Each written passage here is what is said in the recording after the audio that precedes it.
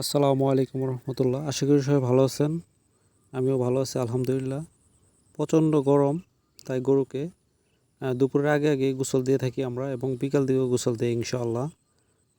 নিয়মিত 2 থেকে 3 বেলা এখন থেকে গোসল করলে যে উপকারগুলো হচ্ছে সেগুলো হচ্ছে গরুর রোগ প্রতিরোধ ক্ষমতা বাড়ে, এবং গরুর শরীরের টেম্পারেচার কম থাকে, এবং সাথে সাথে গোয়ালটাও পরিষ্কার থাকে, বিভিন্ন ধরনের ব্যাকটেরিয়া এবং ছত্রাক থেকে মুক্ত থাকে। এবং আমরা গোসলের পাশাপাশি এবং প্রতি সপ্তাহে একবার করে হলেও গোয়ালকে স্যানিটাইজ করি পটাশ দিয়ে ভালো করে ডলে, কারণ কিছুদিন যাওয়ার পরে গোয়ালের ফ্লোরের ভিতরে এক ধরনের স্যাঁতসেঁতে শ্যালোর মতো পড়ে যায়। সেটা আসলে খুবই খারাপ, এবং সেটার থেকে ভয়ঙ্কর এবং মহামারী আকারে রোগ ছড়িয়ে পড়তে পারে। এই জন্য আমরা সবসময় পটাশিয়াম দিয়ে সপ্তাহে একবার হলেও আমরা স্যানিটাইজ করে থাকি। এবং দুপুরে গরুগুলোকে গোসল দেওয়ার পর আমরা দানাদার খাবার দিয়েছি। তো দেখতেই পাচ্ছেন আলহামদুলিল্লাহ, এবং খুব দ্রুত সময়ের ভিতরে খাবারগুলো খেয়ে ফেলছে, এবং খুবই দ্রুত, কারণ গরুর ভালো রুচি আছে আলহামদুলিল্লাহ। এবং দেখতে দেখতে সামনে কোরবানির ঈদ চলে আসছে। অবশ্য সবারই এই কোরবানি ঈদকে নিয়ে সবারই একটি প্রস্তুতি আছে। আমরা যারা খামারি আছি, তো আল্লাহর আলহামদুলিল্লাহ এর ভিতরে আমিও আল্লাহর মতো কয়েকটি গরু বিক্রি করবো ইনশাআল্লাহ।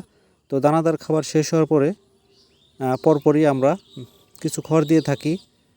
প্রথমত আমরা এর আগে শীতের সময় টিএমআর বানিয়ে খাওয়াইছি, তারপর আমরা ইউরিয়া মোলাসেস খাওয়াইছি। তো এখন অতিরিক্ত গরমের জন্য আমরা টিএমআর এবং ইউরিয়া মোলাসেসটা বন্ধ রেখেছি। এখন মোটামুটি কিছু ঘাস পাশাপাশি কিছু খড় পানির সাহায্যে ভিজিয়ে আমরা নতুন খড় দিয়ে থাকি। তো আলহামদুলিল্লাহ এতেই আমাদের গরু অনেকটাই ওজন এবং দৈহিক ওজন, এবং পাশাপাশি গরুগুলো মোটা তাজা হয়েছে।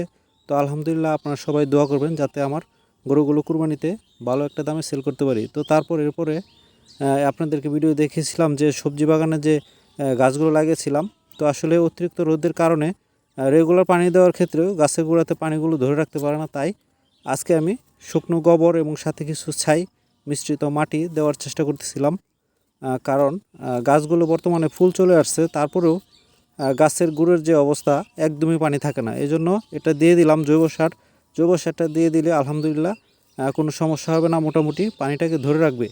তো আলহামদুলিল্লাহ ভিডিওটি যদি ভালো লাগে লাইক শেয়ার করে দিবেন। আসসালামু আলাইকুম।